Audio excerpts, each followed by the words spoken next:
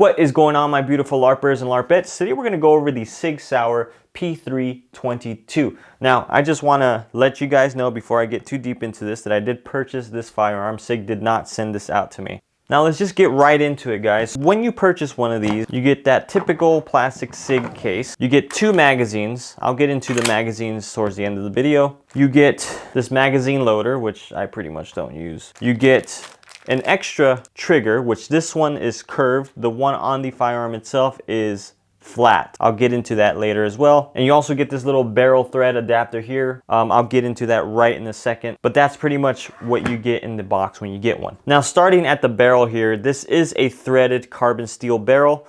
And the way it's threaded is so you can put a thread adapter to attach suppressors. So when you're looking at it with the thread protector on there, it's pretty much flush to the front of the gun. But if you wanted to add a suppressor onto it, you have to put unscrew this thread protector and then put this thread adapter onto the front of that, so that way it sits with the thread sticking out. I'll get some B-roll footage for you guys for that.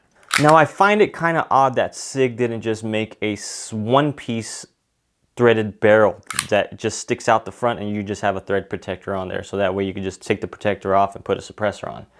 They do give you the extra thread adapter, but it's just more pieces for me to keep track of. I just feel that they should have went for the one-piece barrel. But SIG isn't the first company that's done this before. I believe Smith & Wesson and Walther also have done this to their 22 line of handguns. I mean, it is what it is. Just when you're out there and you're gonna take your thread protector off and put the adapter on, just make sure you don't lose that little protector. Now, moving on down, you do get this 1913 style rail, so you can put light lasers, whatever you want on there. You have a hard coat anodized alloy slide. You have a bright green fiber optic front and bright green fiber optic rear sight. The rear sight is adjustable, and it's also a part of your optic plate. You can put an optic on, but you do lose your rear sight. Now, those sights are plastic. They're not a metal type material. Now, the slide does have front and rear serrations, and they're pretty aggressive that you can grab from the front and back to manipulate it. So you won't see any issues if you're gonna be sweaty or rainy or muddy on that guy. Now, moving on to the left side of the gun, you have a takedown lever. Usually on the SIG P320 series of handguns, this flips down, so you can take off the slide, but this one flips up. You do have fully ambidextrous controls on this guy, so you have your slide stop on this and this side, so left and right side, and you also have a safety selector on the left and the right. And once it's up, it's not gonna accidentally flip down on you. It's pretty solid when it's up there, but also easy enough for you to activate and deactivate. You also have an ambidextrous mag release. You can swap it from the left to the right side if you wanted to, and the grip is very nice. Now, when this first came out, I fell in love with the grip just because of how long it was, but also how slim. I was used to carrying a SIG P365, and that grip felt great to me. It's just my hand was just a little bit too fat and was always hanging off the bottom of that grip there. And sometimes when I would go for a reload, I would pinch my hand with the magazine, so I would have to kind of break my grip a little bit to do a reload. And I always wanted something bigger. Now, this came out and I was like, man, why can't they just put this grip onto a 365? It would be perfect. And they actually did. They did something very similar with the P365X Macro. The grip to me is almost identical. You can just feel that the front portion of the grip here and the back portion of the grip here is just a little bit longer, a little bit more stretched out, so it feels like a bigger gun, which it is a bigger gun compared to the X Macro. If you're putting them side by side, right there, bigger barrel, fatter slide, and a tiny bit longer grip. But it's very, very familiar in the ergonomics when I'm holding the two. And I think that's a huge plus. Now, moving on to the trigger, you do have a flat face trigger. And the trigger is, I mean, it's okay. It's not one of the best 22 triggers that I've ever felt. It breaks clean.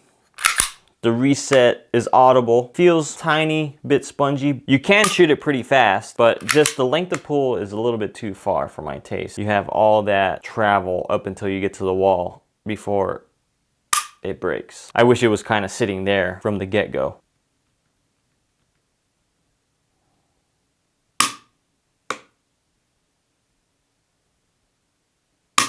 But I mean, hey, it's a 22, so I'm not going to complain too much on that. But I do want to point out that it does come with a curved trigger, and I'm going to try to get some B-roll for you guys with it installed so that way you can see the differences between the two. And I do prefer the flat face, and some people might prefer the curved. And I was hoping with the curved that it would maybe sit a little bit farther back, but it really doesn't. It sits at the same exact angle that the flat face does. It's just a different style of trigger. Now the magazine. The magazine is a 20 round magazine and one in the chamber. You have to finesse these magazines in order for them to run right in this gun. If you're just putting this down to the very bottom, this spring, and you're just dropping rounds in there, it's gonna start to jam on you. You're gonna have some failure to feeds. It's just not gonna run right. You're not gonna have a good time. So if you do get one of these, make sure you spend time on loading these correctly. So when you do load them, you put one at a time. So what I do is I'll put one round, then the next round, then the next round, and slowly pull that spring down with each round. Because if you're just gonna start jamming the rounds in there and they're not staggered correctly, then you're gonna have some issues. And lastly, the mag well is pretty damn wide.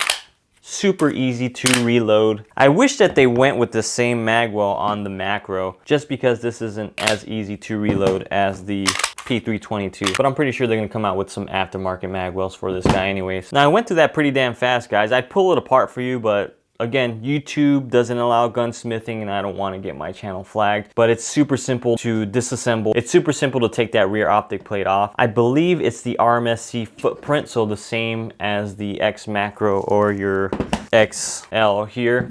I did put about 400-ish rounds through this guy, and within those 400 rounds, I would have maybe a light primer strike in one in every 2 or 3 mags, and to me, that's not really a big issue just because every 22 that I've owned or own at this current time has had light primer strikes. It's probably because of the ammo. I was using standard Fiocchi 22LR, and like I said, every 22 that I've owned usually has a light primer strike somewhere when I'm shooting, but it didn't really malfunction on me to the point where it was something abnormal for a 22 to malfunction on. Now on that topic of reliability, I have seen some videos on YouTube and on forums that people are having lead fouling inside of their barrels, which means when you're shooting the round, lead will start to build up on the inside, giving you some problems with accuracy or just problems in general. So I did actually see those videos and those forums before I went out to do my testing. So I was actually looking for that fouling in that barrel. And I just want to report to you guys that I didn't have those issues at all. And I'll keep an eye on that the more I shoot this and see if it's having that problem. So I just wanted to let you guys know to look out for that just in case. But I can't speak for the individuals that had those issues. I suggest you go look at their videos and formulate your own opinion. There's a couple of them on YouTube. Mine's been working completely fine, so I'm happy with it. But 400 rounds isn't really enough to even tell me that this is gonna not have any type of issue. I wanna get at least a couple thousand rounds through this guy just to actually formulate an opinion and see if it's an actually 100% reliable gun, other than the typical light primer strikes that I might have in the future. Now, who is this gun for? I feel that there's generally going to be 3 types of people that are going to be looking at this firearm. There might be more, but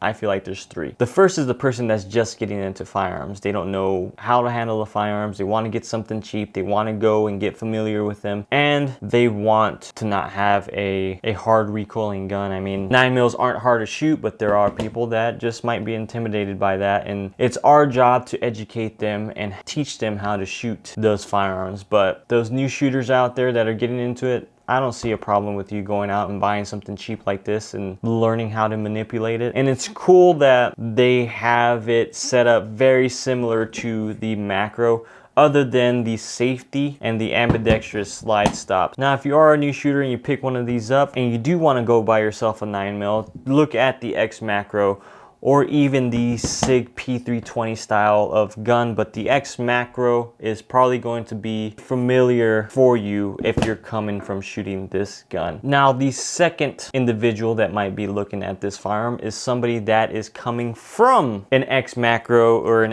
XL of some sort, or some type of P320. And many of you guys and gals know that ammo is super expensive, so you might not want to go out and shoot your 9mm handgun all the time. So if you want to go out and train for cheap, you can go out and take one of these. So all I would have to do is either swap the light and red dot onto this guy or buy an extra red dot and light for this guy, so I can have a very similar setup that I can go and train with for a lot cheaper than shooting 9mm all the time. The third individual would be that parent that wants to get their child into firearms and wants to train them.